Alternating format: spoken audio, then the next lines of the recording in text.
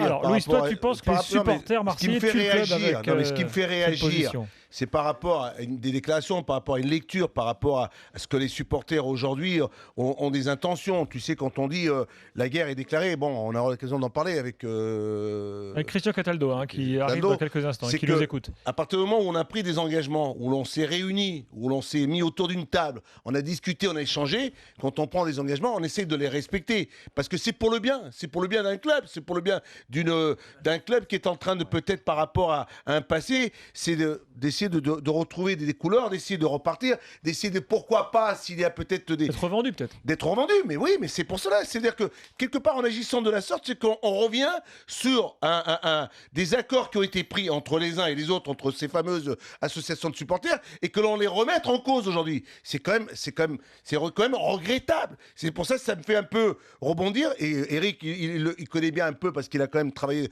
dans ce club de l'Olympique de Marseille. Et puis on va en parler avec le responsable des Dodgers. C'est pourquoi remettre en cause ce qui a été signé, les décisions qui ont été prises. Parce qu'il y a peut-être un mouvement à l'intérieur de ces fameux Attention, groupes Louis, de supporters. Pour l'instant, il n'y a rien de signé, justement. Si, on en est au stade des négociations. Non, ils se sont réunis entre eux et on peut en débattre, on peut en discuter. Il y a eu des discussions, il y a eu des échanges sur, après le Lyon-Marseille ou après les incidents, qu'il fallait peut-être trouver un réaménagement. Il fallait peut-être trouver quelque chose pour que ces supporters, ces tribunes puissent être de nouveau peut-être dirigées ou gérées d'une autre façon. Ce qui a été conclu, ce qui a été décidé. C'est pour ça. Donc toi, tu estimes que les supporters là sont aujourd'hui, en tort. En agissant comme ça, le club, tu ne peux pas le vendre. Eric, quel est ton point de vue quand tu entends toutes ces explications, ce bras de fer entre direction et supporters ? Disons que le fait que le club veuille reprendre les virages, c'est un vieux serpent de mer. Tous les présidents y ont pensé, peu ont eu le courage de s'y attaquer, en sachant que c'était malgré tout un don qui avait été fait aux supporters pour qu'il y ait une super ambiance dans le stade Vélodrome. C'était un moyen aussi de les entre guillemets canaliser, c'est-à-dire que tu sais malgré tout à qui tu as affaire quand les associations sont comme ça bien fédérées. Il y avait un bon contact entre le club et les associations de supporters. Ça s'est souvent passé très bien. Je veux dire, il n'y a pas de gros incidents au stade Vélodrome, si tu regardes bien par le passé. Le problème, c'est que d'abord, c'était un manque à gagner pour le club. Et ensuite, comme l'a dit Louis, pour une éventuelle revente du club, ça a toujours été, d'après ce que j'entends, parce que ça c'est ce que j'ai entendu, ça a toujours été un frein. Ça a toujours été un frein à la reprise à ce qu'un repreneur vienne mettre de l'argent dans le club.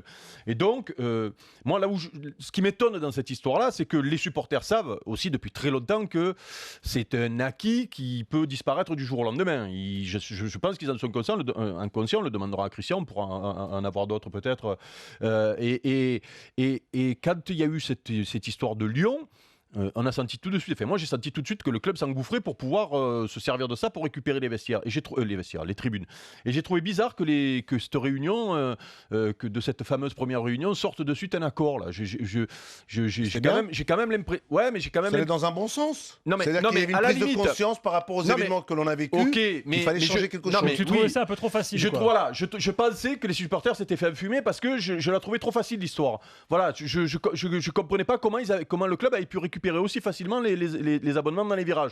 Donc je vois aujourd'hui qu'il y a peut-être eu mauvaise compréhension, ou il y a peut-être eu manipulation des médias aussi, on ne sait pas, de la part du club. Le club est certainement à vendre, Eric. Non, mais oui, mais ok, je veux dire que quand on nous sort cet accord de suite après la réunion, c'est peut-être aussi une manipulation médiatique pour mettre les supporters devant le fait accompli. Alors que là, aujourd'hui, peut-être que quand il arrive le moment de signer, on se rend compte que on est en train de se faire enfumer.